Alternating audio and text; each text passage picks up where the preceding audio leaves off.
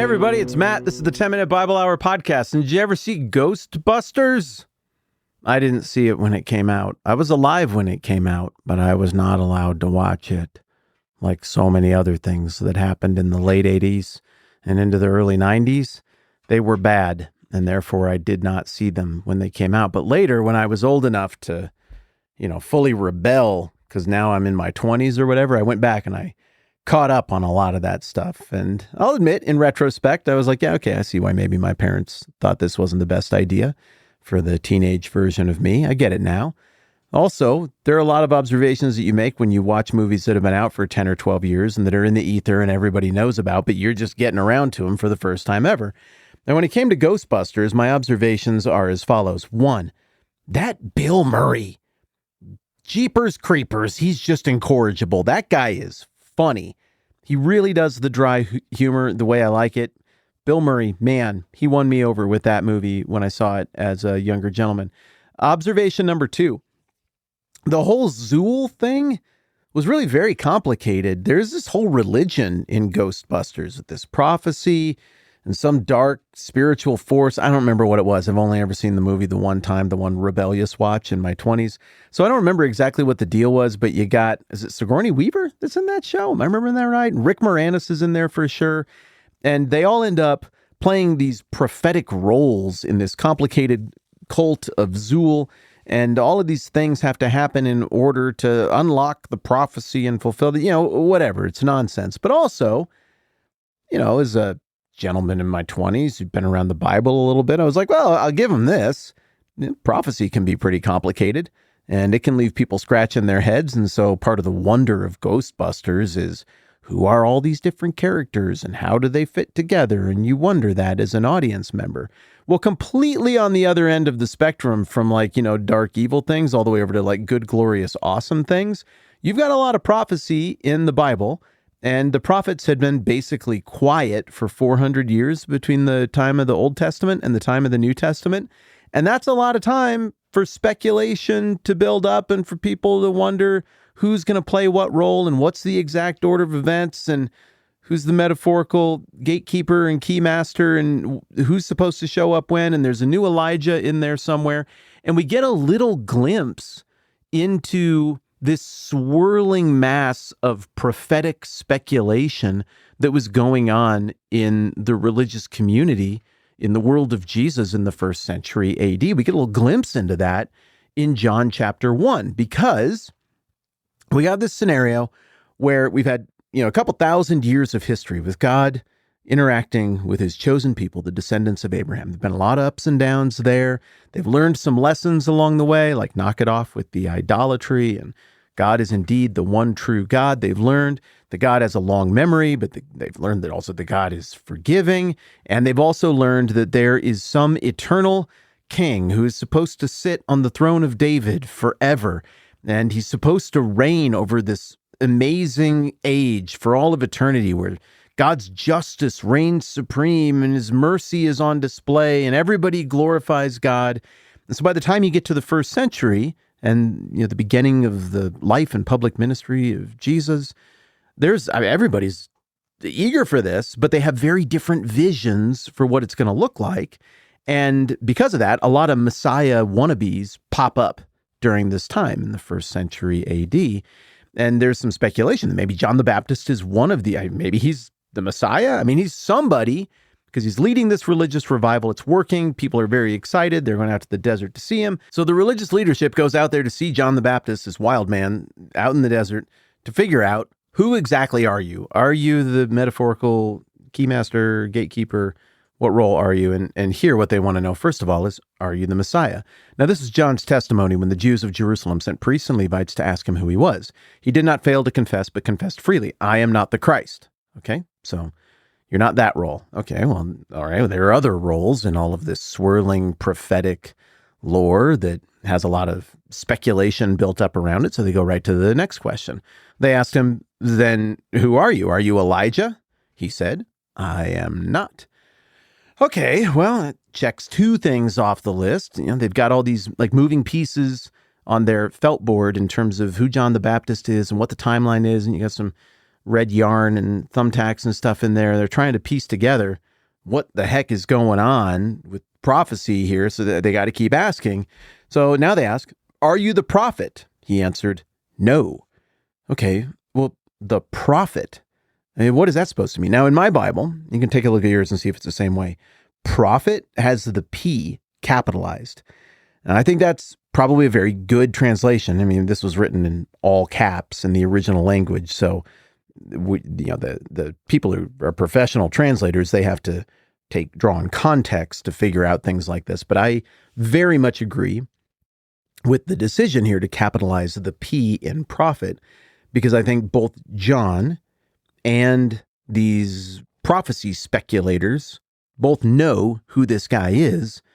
And it's a reference, I believe, to somebody Moses predicted was going to come along later on. Now, a couple of weeks ago, we talked about this, so we're not going to go all the way down the rabbit hole right now, just a little ways down the rabbit hole. If you remember in John 1:17, at the end of the prologue, this verse, for the law was given through Moses, grace and truth came through Jesus Christ. So we went and we dug into how Jesus is the fulfillment of everything that Moses taught and did. And then we looked at how Moses is pro-Jesus, and we looked at how John seems to be making the argument to the skeptical Jewish portion of his audience who are concerned that Jesus might represent some sort of idolatry. Blasphemy and idolatry are a pretty big deal. So John the evangelist is making the case, no, worshiping Jesus is obedience to the second commandment. That is the one about only worshiping God and not having idols. And worshiping Jesus is following through on what Moses pointed to back in the day. Well, what did he point to? Here it is. Deuteronomy 18:15 has Moses saying this as he looks to the distant future. The Lord your God will raise up for you a prophet like me from among your own brothers. You must listen to him. That's a pretty juicy little passing morsel right there. I mean, you got 5 books of Moses, and he says all kinds of stuff in them. But here's this one little thing. I mean, that's going to stick in the back of people's brains forever. Oh, wait a second. There's a prophet? When does he show up? What do we do? How will we know that it's him? Well, the idea here, I mean, Moses seems to be indicating you should know. You should recognize him when you see him. So this prophet doesn't get a name. Maybe the prophet means the Messiah. It could be. I mean, in the end, I think it turns out that it does mean the Messiah. Maybe it means, maybe some people think it means, another Moses or another Elijah or another Isaiah or something like that. I mean, there are a lot of different types of prophets in the Old Testament. And clearly, the prophecy speculators who are here questioning John the Baptist, they view the prophet as something different than the Messiah or the Christ and different than Elijah. Well, either way, John the Baptist's answer is no, I'm not that. Did John the Baptist know that the prophet meant the Messiah? Did he know that's who Moses was talking about there? Well, maybe he did, maybe he didn't. But you and I know, with the benefit of the rest of the Bible, that definitely the prophet Moses was talking about is not John the Baptist, it's Jesus. How do we know? Well, we're going to look at it in a different part. I'm going to turn to a different Bible verse because I got a Bible here. You can hear it. Look, could I make those sounds if I didn't have a Bible here? I got a Bible here, and I found the passage. It's Acts 3, starting in verse 22. This is Peter talking to the religious leadership who, just a little while earlier had killed Jesus. He says to them, "For Moses said, 'The Lord your God will raise up for you a prophet like me from among your own people. You must listen to everything he tells you. Anyone who does not listen to him will be completely cut off from among his people.' Indeed, all the prophets from Samuel on, as many as have spoken, have foretold these days. And you are heirs of the prophets and of the covenant God made with your fathers. He said to Abraham, 'Through your offspring, all peoples on earth will be blessed.' When God raised up his servant, he sent him first to you to bless you by turning each of you from your wicked ways." I could read you more context here, but that's already enough for you to see that he's talking about Jesus, and he names Jesus by name. In flow, it is abundantly obvious that Peter is saying, you guys, remember you sent messengers out to go and inquire of John the Baptist about this prophet because you really care about prophecy and you really want to get it right, and you want to make sure that you don't make any mistakes, and that you got the key master and the gate master and the door master and like everybody all lined up, and you got little felt board with all the prophets in order and when they're supposed to appear and all the signs and everything, so you can read the signs and get the end times right. Well, you totally whiffed on it. You asked the right question, but you totally whiffed, and you killed the prophet that Moses said would come. So I guess pretty bad job on that. A lot of paraphrase there is mine, but that's the gist. Acts chapter 7, another guy has a crack at that same group of religious leaders who just got done killing Jesus.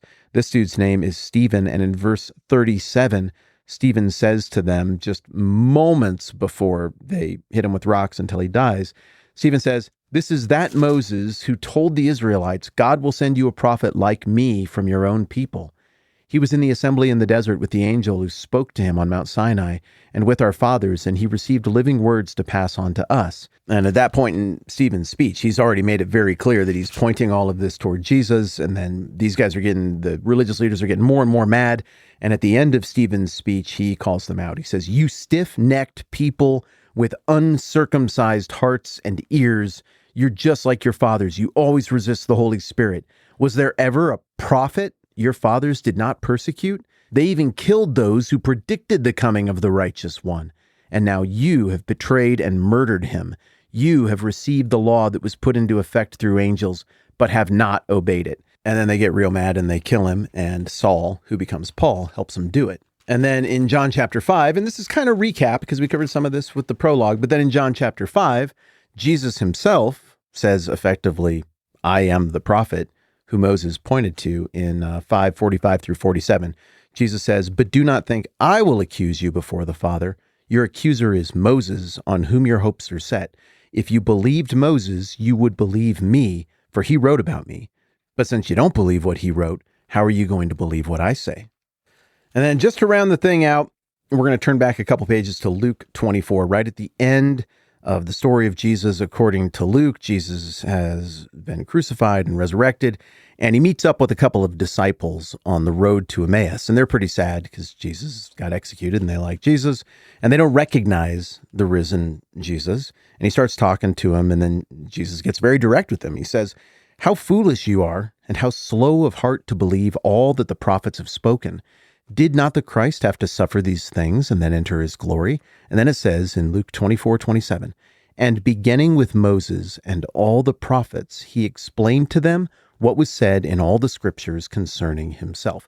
So from the beginning of Jesus' public ministry through his whole life into his resurrection or post-resurrection conversations, and then on into the early church, we get confirmation after confirmation that Jesus is that prophet that Moses predicted all those years ago in Deuteronomy 18, who God was going to raise up, and who Moses said, he cast this instruction forward into time for all of the descendants of Abraham. When this guy shows up, listen to him, recognize him, and listen to him. And the religious leaders completely whiff on it. But again, we have the benefit of the Bible here and the benefit of hindsight, so let's just add this all up and see where we're at with trying to figure out who John the Baptist is, who Jesus is, how it fits together here based on John. Okay, 1, he got asked if he was the Christ.